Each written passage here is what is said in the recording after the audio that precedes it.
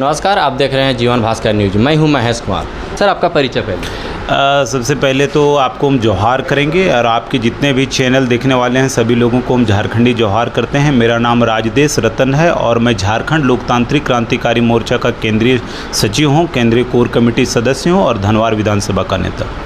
देखिए, रुचि आपको स्पष्टता से बताना चाहते हैं कि हम MBA हैं और अभी जो है वो PhD को लेकर के मेरा जो है वो स्टडी भी ऑन है और स्टडी इन द सेंस कि हम PhD कर रहे हैं। और साथ में ये भी आपको हम बताना चाहते हैं कि पहले राजनीति को लेकर के जो मेरा दृष्टिकोण था वो बिल्कुल अलग था। मैं राजनीति को जिस प्रकार से झारखंड का देख रहा था, राजनीति उससे थोड़ा सा दूरी बना करके रखा था। मेरा अपना NGO था, उस माध्यम से जो लोगों के लिए मैं सेवा कर सकता था कर रहा था। लेकिन अचानक 2022 का जो दौर आया, जहाँ पर हमारे केंद्रीय अध्यक्ष जी जयराम जी का जो है वो उदय हुआ और जब उनके नज़दीक में आया और उस विचारधारा से जब मेरा रूबरू हुआ तो मुझे लगा कि झारखंड में कुछ अच्छा चीज़ हो रहा है।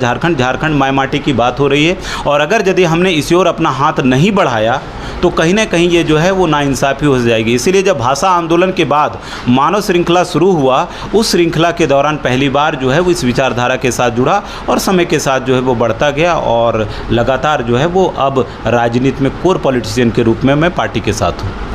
देखिए, आगे आएंगे नहीं। गरीबों की अगर यदि आप बात करिएगा तो हम लोग गरीबों के लड़ाई के लिए, जब मैं NGO में अपना काम करता था, आज भी करता हूं, तब भी था। मेरा helping human feeding human NGO है। मैं ह्यूमन राइट कार्यकर्ता के रूप में भी 2-3 साल मैंने काम किया है और चूँकि मैं शिक्षा जगत से जुड़ा रहा हूँ तो इन चीज़ों को आसानी से समझ पाता हूँ। ज़्यादातर जहाँ पर मैं काम करता था हज़ारीबाग में, आज भी मेरा वहाँ पर संस्था चलता है 2-3, और मैंने महसूस किया है, चूँकि मैं हज़ारीबाग में ही अपना शिक्षा दीक्षा हासिल किया था, तो मुझे अगल बगल का जो परिवेश था उससे मालूम था कि जो है वो हज़ारीबाग और झारखंड में जो है वो गरीबी है।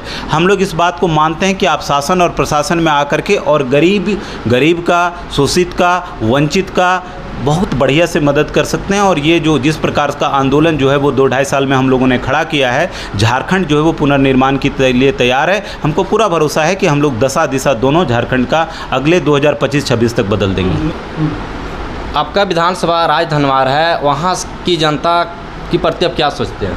देखिए, राज धनवार मेरा विधानसभा है। धनवार एक्चुअली उसका नाम धनवार विधानसभा 28 है और हमारे यहाँ 3 प्रखंड हैं, गाँवा, तिसरी और आपका धनवार। और हम ये चाहते हैं कि इन तीनों जगह पर जो है वो विधायक सॉल्यूशन केंद्र खुले। अगर यदि मौका मिलता है तो हम लोग तीनों प्रखंड में जो है वो सॉल्यूशन केंद्र भी खोलेंगे। लेकिन सबसे पहले जो बात बताना चाहते हैं वो हम लोग झारखंडियत की जो लड़ाई लड़ना चाहते हैं, सबसे पहले हम लोग डिफाइन करना चाहते हैं कि झारखंडी है कौन। अभी तक 24 साल में झारखंडी नहीं प्रभाषित हुआ है कि कौन है, इसलिए पहला स्थानीयता की बात हम लोग करेंगे। 1932 के आधार पर स्थानीयता मिले और स्थानीयता के आधार पर जो है वो झारखंड में नियोजन हो।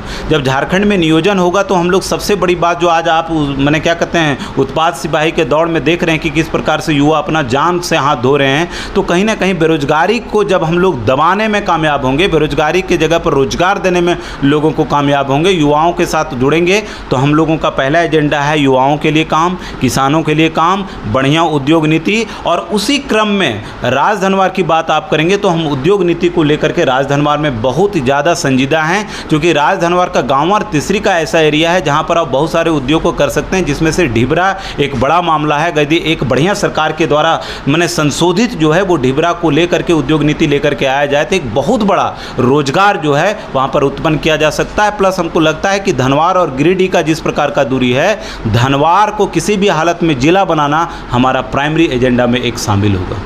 देखिए, निश्चित रूप से हम लोग मानते हैं कि ये सरकार की कहीं ना कहीं संवेदनहीनता दर्शाती है, क्योंकि जब आप 10 किलोमीटर, एक तो पहले 10 किलोमीटर की दौड़ जो है वो दूसरे राज्य में है नहीं उत्पाद सिपाही के लिए। आपने अगर यदि रख भी दिया ब्यूरोक्रेट्स के कहने पर तो कम से कम आपको पूरी तरह से चिकित्सा का 4-चौबंद व्यवस्था करना चाहिए था।